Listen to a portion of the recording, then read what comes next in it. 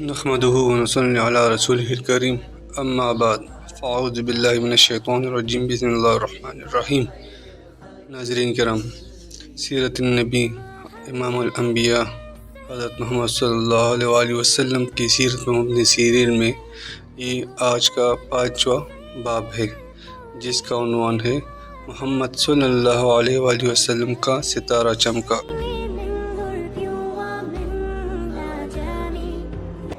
ملک شام کا ایک یہودی عائس مکہ سے کچھ فاصلے پر رہتا تھا۔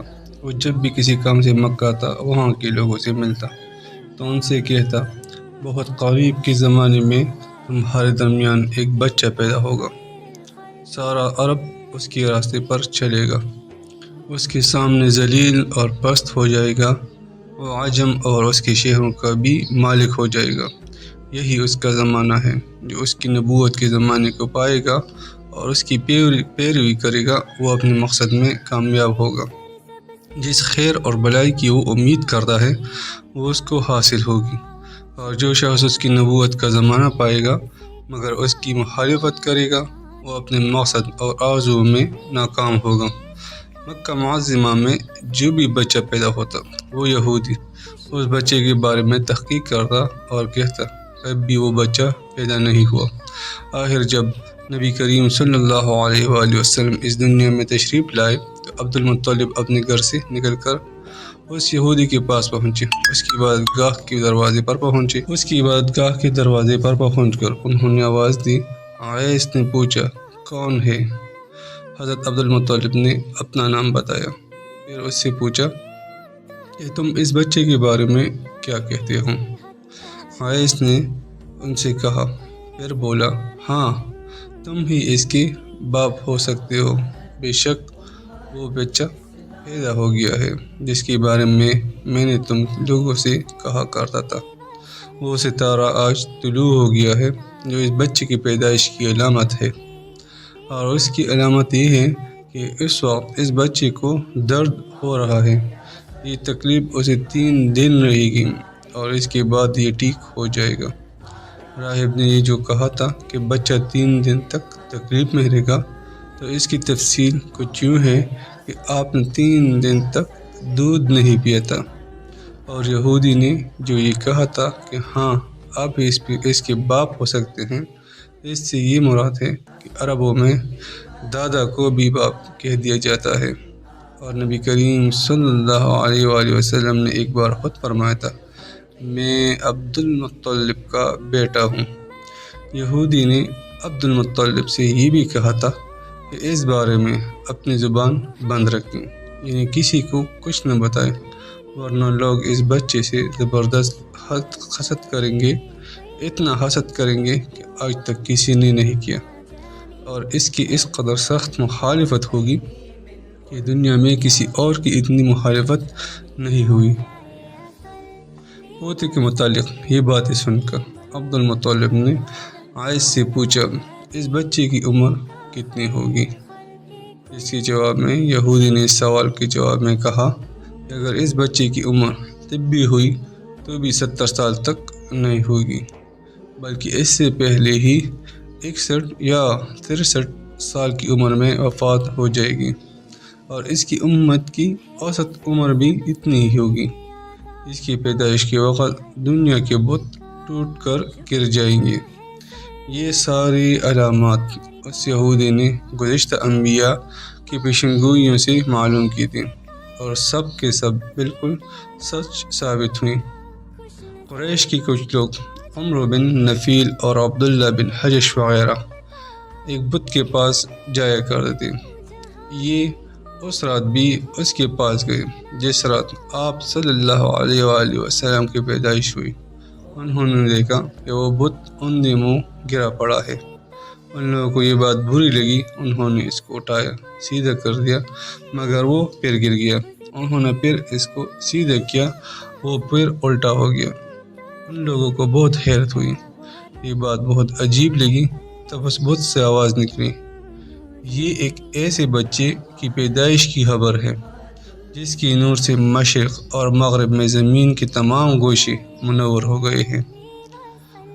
بت سے نکلنے والی آواز نے انہیں اور زیادہ حیرت زدہ کر دیا۔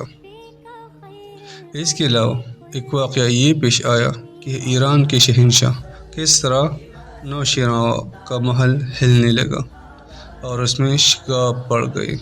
نوشیروان کا یہ محل نہایت مضبوط تھا، بڑے بڑے پتھروں اور چونے سے تعمیر کیا گیا تھا۔ اس واقعے سے پوری سلطنت میں دہشت پھیل گئی۔ شگاف پڑنے سے خوفناک آواز بھی نکلی تھی۔ محل کے 14 کنگرے ٹوٹ کر نیچے آ گرے تھے۔ آپ کی پیدائش پر ایک واقعہ یہ بھی پیش آیا کہ فارس کے تمام آتش کدوں کی وہ آگ بجھ گئی جس کی وہ لوگ پوجا کرتے تھے اور اس کو بجھنے نہیں دیتے تھے، لیکن اس رات میں ایک ہی وقت میں تمام کے تمام آتش کدوں کی آگ آنن فانن بجھ گئی۔ آگ کے پوجنے والوں میں رونا پیٹنا مچ گیا۔ کسریٰ کو یہ تمام اطلاعات ملی تو اس نے ایک کاہن کو بلایا۔ اس نے اپنے محل میں شگاف پڑنے اور آتش کدوں کی آگ بجھنے کے واقعات اسے سنا کر پوچھا کہ آخر ایسا کیوں ہو رہا ہے۔ وہ کاہن خود تو جواب نہ دے سکا، تاہم اس کاہن نے کہا کہ ان سوالات کے جوابات میرا ماموں دے سکتا ہے، اس کا نام ستیخ ہے۔ جس کے جواب میں نوشیروان نے کہا ٹھیک ہے، تم جا کر ان سوالات کے جوابات ان سے پوچھ کر لاؤ۔ وہ گیا، اپنے ماموں ستیخ سے ملا، اسے یہ سارے واقعات سنا دیے۔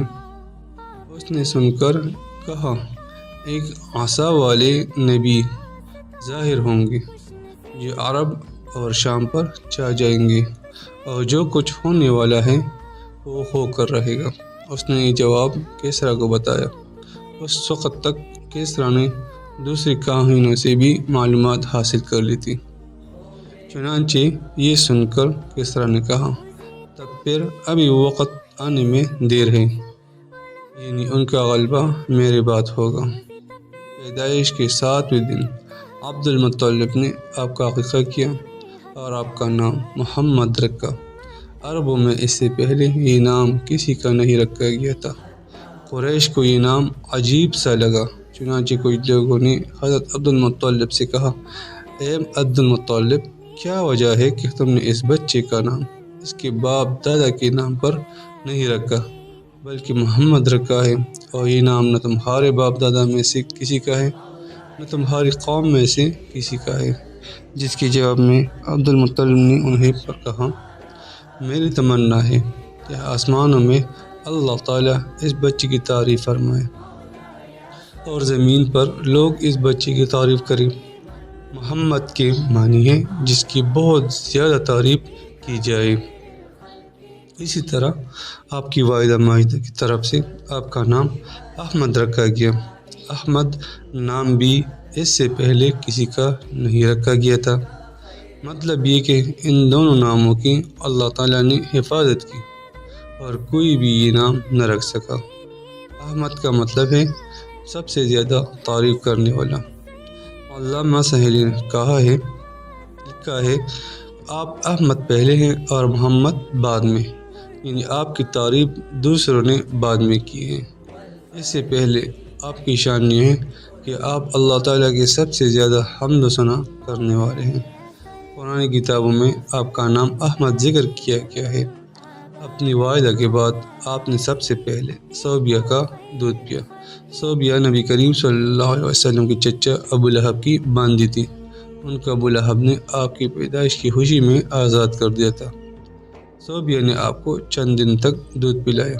انہی دنوں صوبیہ کے ہاں اپنا بیٹا پیدا ہوا تھا۔ آپ کی والدہ نے آپ کو صرف 9 دن تک دودھ پلایا، ان کے بعد صوبیہ نے پلایا۔ پھر دودھ پلانے کی باری حضرت حلیمہ سعدیہ رضی اللہ عنہا کی آئی۔ حضرت حلیمہ سعدیہ رضی اللہ عنہ کی بستی سے روانہ ہوئی۔